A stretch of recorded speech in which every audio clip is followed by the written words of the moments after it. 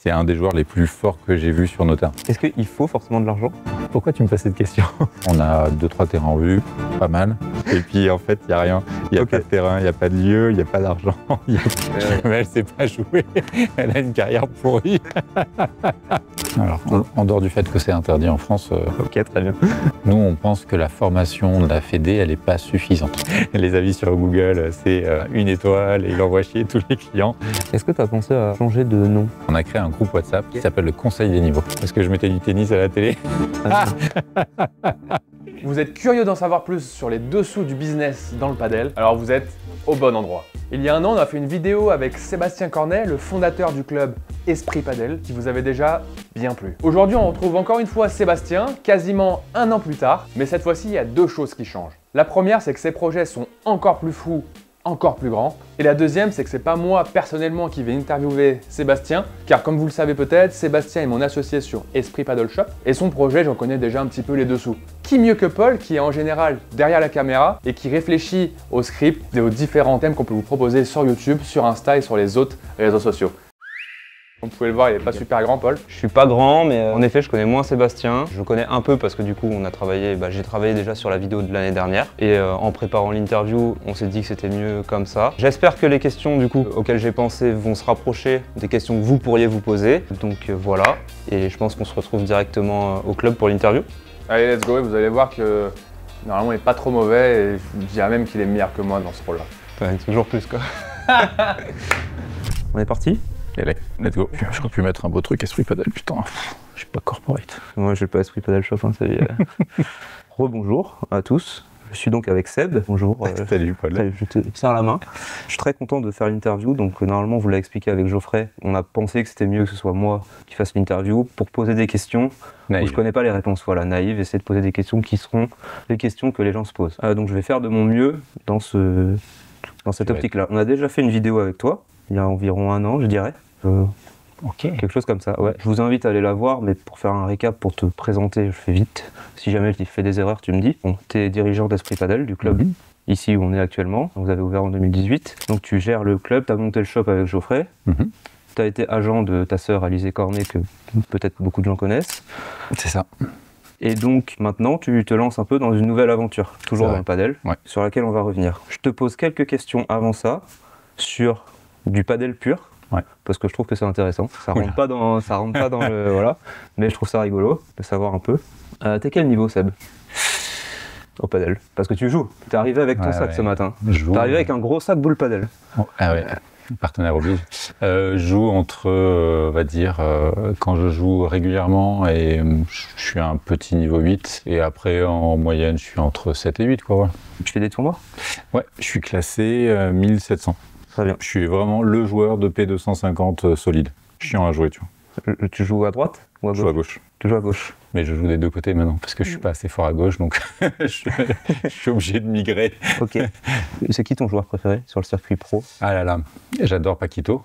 Il a une raquette dédicacée et tout ça, c'est cool. Maintenant, je trouve que Tapia, il est juste monstrueux en ce moment. Il est incroyable, mais vraie vision du jeu, déplacement, c'est incroyable.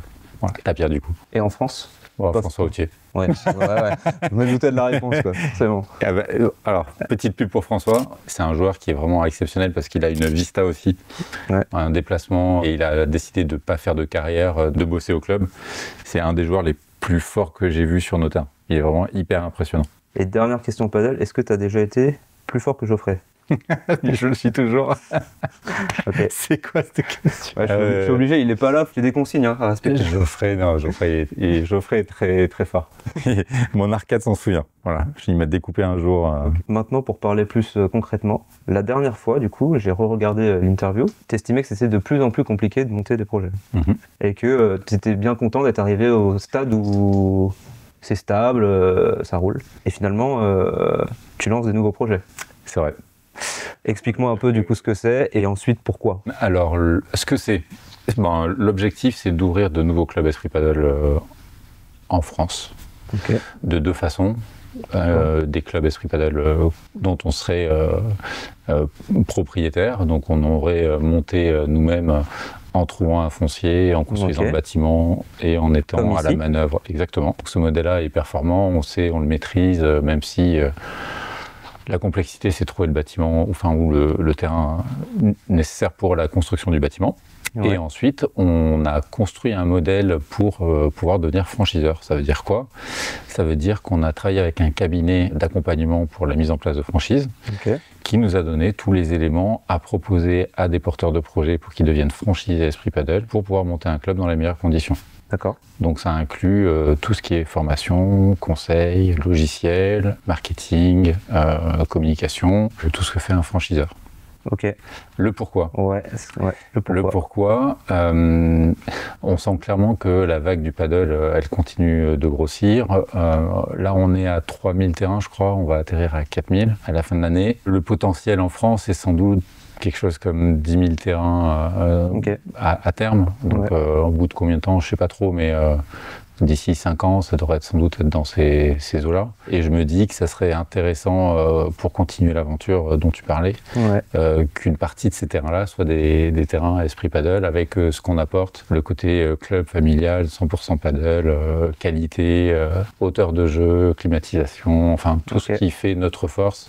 Et en plus, suite à la vidéo qu'on a fait ensemble avec Geoffrey, clairement, ça a été un appel d'air hyper important. J'ai reçu beaucoup de messages, beaucoup de coups de téléphone, de personnes qui avaient besoin de conseils, d'accompagnement.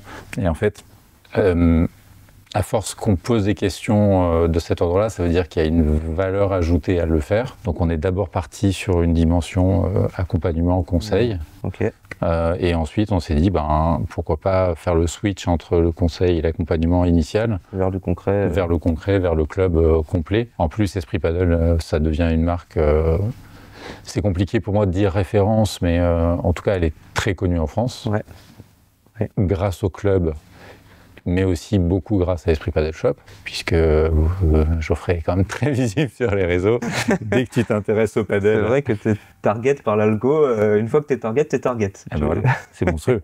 C'est qu'en gros, toutes les personnes qui s'intéressent au padel, tu tapes padel dans ton moteur de recherche. Derrière, tu es sûr d'être targeté sur Insta par Geoffrey. Et du coup, les gens sont déjà dans un environnement... tu vois, hier, j'ai eu un rendez-vous avec des prospects, des porteurs de projets qui se posaient des questions par rapport à la franchise, justement. Et clairement, une des premières réflexions qu'ils m'ont donné, c'est on achète tout notre matériel chez Esprit Padel Shop, on vous connaît bien, quoi. Voilà. Et du coup, là, il y a 2 clubs qui se montent bientôt, très prochainement. Il y en a un qui est en train de se construire à la Boisse, donc c'est nord-est de Lyon, pour une ouverture fin 25, début 26. Et ensuite, il y a un club qui devrait sortir à Mâcon, dans la foulée. Et ces 2 clubs-là, ils respectent quel modèle du coup? C'est vous qui êtes comme celui ici ou le modèle Oui, les 2 suivent le même modèle qu'ici. Ici. Ok. Première question, parce que je pense que pour beaucoup de gens c'est flou, en tout cas pour moi ça l'est. Pour monter la franchise, tu as fait appel à un cabinet de conseil en franchise. Ouais, c'est ça. Eux, leur habitude, c'est justement de voir d'abord la possibilité de devenir une franchise. T'as cru un moment que tu n'allais pas pouvoir? Non. Ok. Non. Je pense qu'on correspond, on a une identité graphique assez forte, on a une expertise qui permet de multiplier ce qu'on sait faire. Et donc le cabinet de conseil, il t'accompagne vraiment sur tous les aspects à mettre en place. Tu vois, on a eu un rendez-vous auquel je m'attendais pas trop, mais c'est la partie assurantielle. Comment un franchiseur peut conseiller un franchisé pour avoir un paquet complet sur l'assurance. Enfin, toutes les galères que j'ai connues en tant que créateur de club de padel, là l'objectif c'est d'apporter toutes les solutions packagées aux porteurs de projet pour qu'ils soient efficaces immédiatement. C'est vraiment ça, c'est simplifier toutes les démarches. Donc là je te parle vraiment d'un côté plutôt administratif et en plus tu as de la partie sportive, pro shop, animation et tout ça. Alors sur le modèle qui est le même que celui que vous avez eu ici, j'ai pas trop de questions dans le sens où c'est la même chose que ce que tu nous as expliqué sur la dernière vidéo. Sur l'autre modèle, vous êtes propriétaire de quoi? De l'image du coup? Exactement. Et c'est tout? La marque. Ouais. S'il y a un club, donc un porteur de projet qui vous contacte, le club finalement ne fonctionne pas.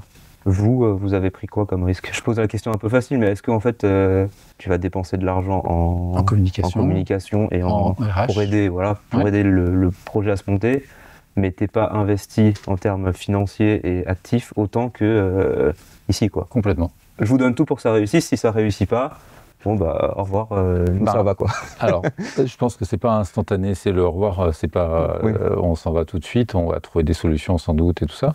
Mais oui, c'est bien le principe, c'est que à partir du moment où tu as un porteur de projet qui veut être propriétaire de son club, il va être à la manœuvre principalement. Donc nous, on essaie de le diriger vers le bâtiment le plus optimal et l'organisation la plus optimale. Ouais. Maintenant, clairement, il sera propriétaire de son club complètement. Ouais. Ça veut dire quoi? Ça veut dire que s'il le fait tourner pas bien, eh ben oui, il y a un risque que ça ferme effectivement. Mais ça, c'est à partir du moment où tu lances une entreprise, le risque que ça fonctionne pas est toujours existant. Oui. Nous, on maximise avec notre présence le fait que ça marche bien, voire très bien. Et il n'y a pas de fonctionnement entre deux, c'est-à-dire que je sais pas, j'imagine quelqu'un qui a les fonds pour un terrain, mais pas pour plus. En fait, le cadre, nous, on est obligé de définir un cadre. Un des cadres qu'on a envisagé, c'est qu'on soit propriétaire d'un bâtiment, qu'on ait trouvé du foncier, mais qu'on n'ait pas vocation à gérer le club directement, qu'on ait un porteur de projet qui nous a approché au cours d'une discussion, qui nous dise, alors il faut que je fasse attention à ce que je dise, mais je suis à Nice, voilà, parce que ça n'arrivera pas là-bas, c'est presque sûr. Je suis à Nice, et nous on a le bâtiment avec des conditions optimales, et en fait lui il devient franchisé, donc il devient à la fois franchisé et locataire du bâtiment qu'on aurait. Donc là c'est un peu encore un entre-deux. Après, tous les projets sont un peu spécifiques. Les gens, ils arrivent avec un apport variable et des envies variables. Le propre de l'entrepreneuriat, c'est aussi de s'adapter et de voir ce que tu peux monter avec. Je pense que pour un franchisé ou pour quelqu'un qui gère son club, évidemment, une partie de la valeur ajoutée, elle part sur le bâtiment. Et ça, je ne peux pas dire le contraire. Donc il y aura forcément des adaptations. Maintenant, il y a beaucoup de porteurs de projets qui se focalisent sur l'activité padel. Et qui n'ont pas suffisamment d'apport pour la partie IMO. Et en fait, tu vois, et du coup, qui sont intéressés par le projet quand même, mais qui... Exactement. Oui, ça ouvre la porte, mine de rien. Tu vois, si tu as un peu d'apport, est-ce qu'il faut maximiser les chances de réussite de ton club en baissant le prêt global sur la partie activité, ou est-ce qu'il faut que tu sépares tes apports en mettant un petit peu sur le bâtiment, un petit peu sur le club et être plus en clair sur les mensualités? Ça, c'est des choses que nous, on peut accompagner. Bon, là, tu as parlé de Nice parce que tu as dit il y a peu de chances que ça arrive. Je suppose que du coup, ça veut dire qu'il y a des chances que ça arrive à beaucoup d'autres endroits. Parce que là, les 2 prochains, c'est quand même dans la région lyonnaise, ou pas loin.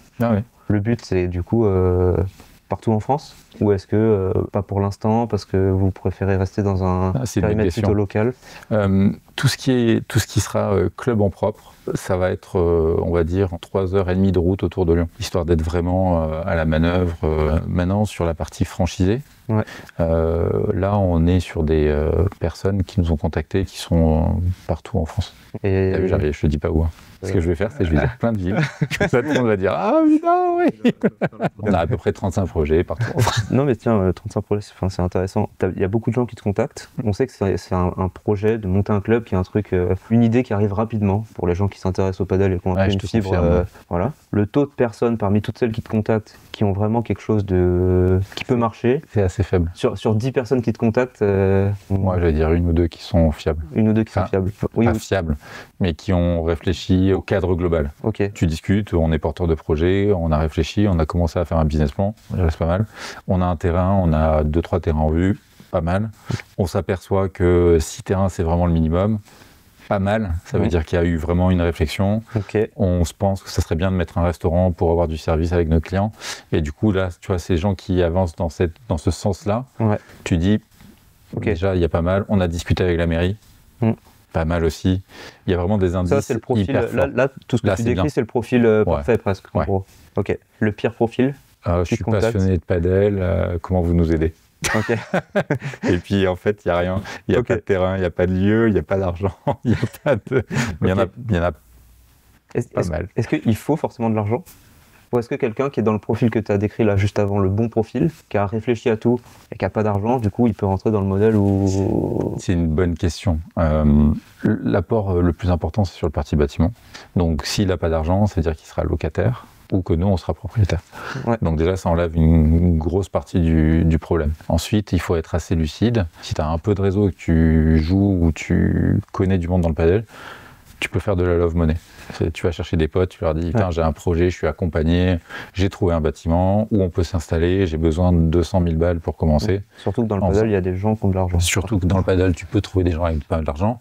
Tu vois, pour monter une activité de paddle, tu as besoin de 600 à 800, 1 million, en fonction du type de bâtiment, d'aménagement que tu as à faire et tout ça. Les prêts, les banques, elles vont te demander de 20 à 30% d'apport. Mais du coup, ça veut dire que tu vois, si tu as 200 ou 300 000 euros que tu trouves, c'est une grosse somme. Hein.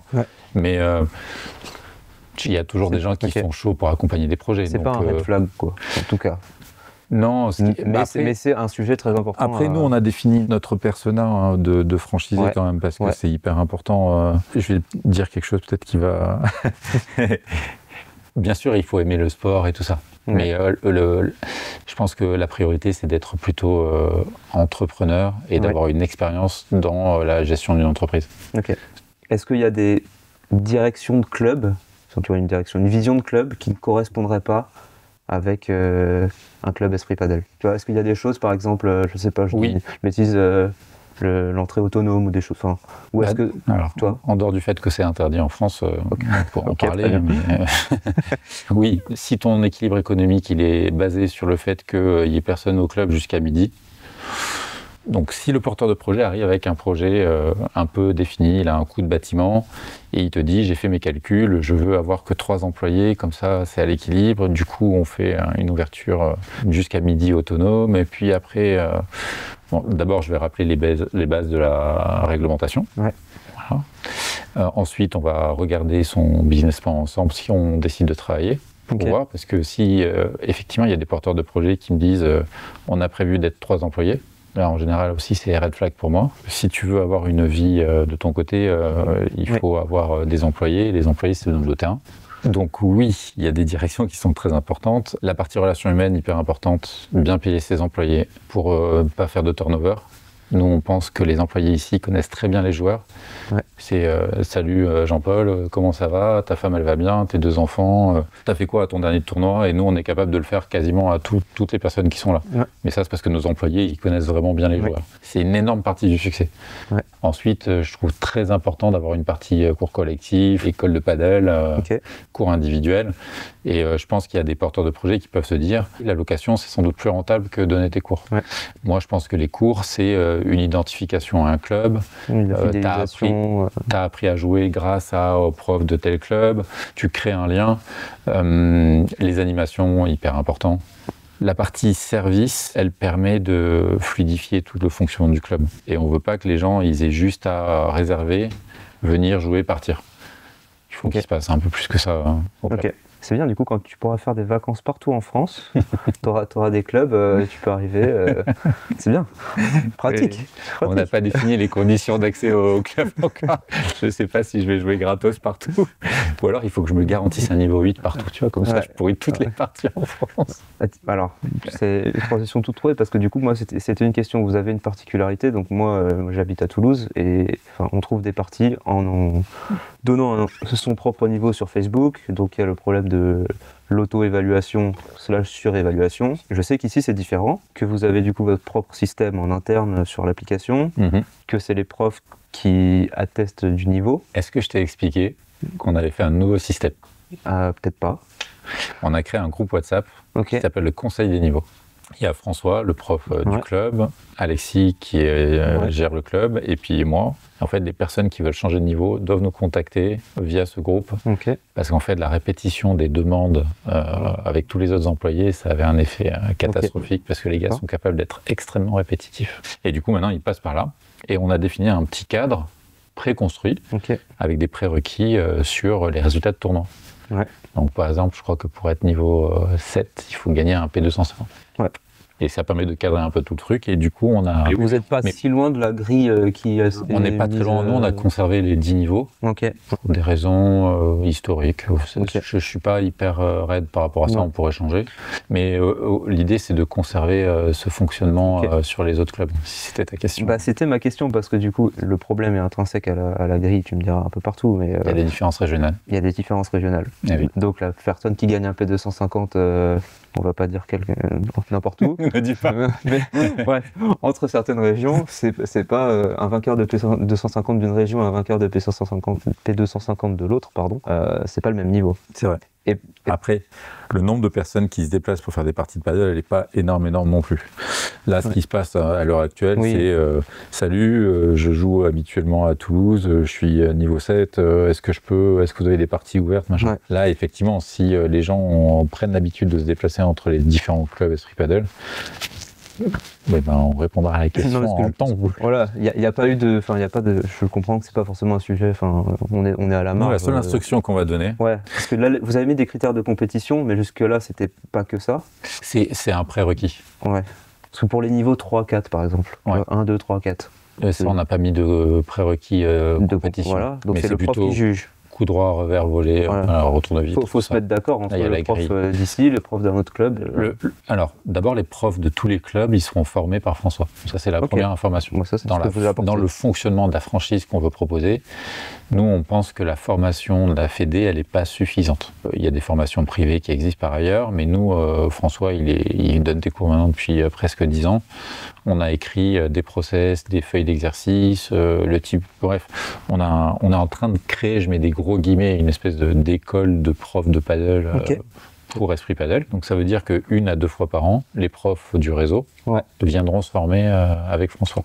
Si possible tous ensemble, pour créer une dynamique de groupe, pour donner un peu des repères communs, des exercices communs et tout ça. Moi, ma volonté, c'est vraiment de former les gens en interne et à l'échelle de la franchise. Bon, cette année, par exemple, on n'a pas pu le faire, mais on avait un accord avec Bull Paddle pour envoyer nos coachs chez Gabi Reka en janvier. Donc ça, c'est un premier aspect. C'est une espèce de plateforme commune pour les profs, avec à peu près les mêmes repères, le même coup d'œil. Mais je pense que le plus important dans les niveaux, c'est pas ça. Le plus important, c'est plutôt l'état d'esprit. C'est que ce qui est important, c'est pas de compléter tes parties à tout prix. Et quand tu es gérant de club, c'est super compliqué à faire.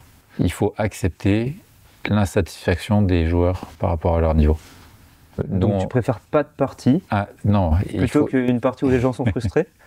En fait, pourquoi pas faire la partie et faire un geste commercial si ça se passe vraiment mal. Mais idéalement, je pense qu'il ne faut pas vouloir compléter à tout prix. Il faut être assez exigeant. Et nous, on est un peu connus pour ça. C'est que l'objectif, c'est que quand les gens viennent jouer chez Esprit Paddle, ils aient la certitude que toutes les parties soient équilibrées. Alors bien sûr, le 100%, il est impossible. Mais du coup, on favorise cette chose-là. Et ça, c'est quelque chose dans la formation du franchisé, la gestion du client et tout ça, parce que vraiment, il ne faut pas accepter ce que les gens te racontent a priori. Moi, ce que je comprends, c'est que toi, tu as le sentiment d'avoir dû être ferme dans le parcours ici et que ça a été dur à faire. Et du coup, tu te dis, est-ce que tout le monde va avoir le même courage, la même fermeté quoi. Ah oui, oui, moi je suis assez ferme et je pense que je suis le plus ferme de la bande. Du conseil. Moi, je ressens pas d'ego à être 5, 6, 7, 8, à partir du moment où la partie que tu fais, elle est sympa. Ouais. Il se trouve qu'il y a une partie des clients où tu as une partie d'ego qui rentre en jeu. Ouais. Et en fait, ils veulent être plus 8 par principe que par résultat sur le terrain de partie équilibrée. Et du coup, je pense que le club, dans ce cadre-là, il doit être le garant de ce fonctionnement-là. Ok. C'est clair. Très bien. Je comprends. Est-ce que tu as pensé à changer de nom pour la franchise ? Et finalement, tu es resté à Esprit Paddle. Pourquoi tu me fais cette question ? Parce que je me suis dit que c'était un sujet en fait. Est-ce que du coup le club aujourd'hui connu Esprit Paddle va s'appeler Esprit Paddle Saint-Priest ? Donc je me suis dit que tu te l'étais posé. Oui. Donc pour l'instant, on est sur un principe plutôt Esprit Paddle La Boisse, Esprit Paddle Mâcon, Esprit Paddle Saint-Priest et tout ça. Mais effectivement, quand tu pars sur un projet national, la question de la marque, elle se pose en tant qu'entité propre. Et puis en plus, nous, on a Esprit Paddle Shop. Donc il y a une espèce de collusion entre deux images de marque et tout ça. Moi, comme ça, instinctivement, je te dis, je suis très attaché à Esprit Paddle, évidemment. Ouais. Il vient de ton cerveau, le nom ? Il vient pas de mon cerveau à moi. Il vient pas de ton cerveau à toi ? Non, il vient d'un brainstorm familial pendant Noël 2016. Où j'ai dit à tout le monde, allez, maintenant c'est le moment de trouver un nom pour le club, et c'est ma mère qui l'a trouvé. On avait plein d'idées, et puis elle a dit Esprit Paddle. Et pas l'attachement que tu peux y avoir. Tout le monde a dit Esprit Paddle, trop bien, allez go. Voilà. Et c'est comme ça que c'est resté. Il y a une petite histoire derrière. Donc, moi, j'aime bien le nom, j'aimerais bien conserver cette marque-là, mais voilà. On verra ce qui se passe. Voilà. Très bien. Tes concurrents aujourd'hui, c'est Fort Padel, c'est tous les clubs qui commencent à en faire d'autres. J'aimerais bien être concurrent du Fort Padel. Ouais, mais je sais pas, Casa Padel par exemple, ils en font plusieurs. C'est une bonne question. Quels sont mes concurrents? Sur les tailles de franchise, moi je suis tout petit et insignifiant, donc pour l'instant je suis un challenger. Le Fort c'est vraiment super gros. Urban c'est aussi très gros. Alors, du coup je te peux peut-être Padel Horizon qui sont en train de monter différents clubs ou Big Padel. Je trouve que Padel Shot a avancé super vite récemment, donc c'est compliqué de se positionner en concurrent. En tout cas, mais en tant que challenger, si tu le vois un peu comme ça, pourquoi Et choisir Esprit Padel? Ouais, là c'est ton moment commercial là. Ouais.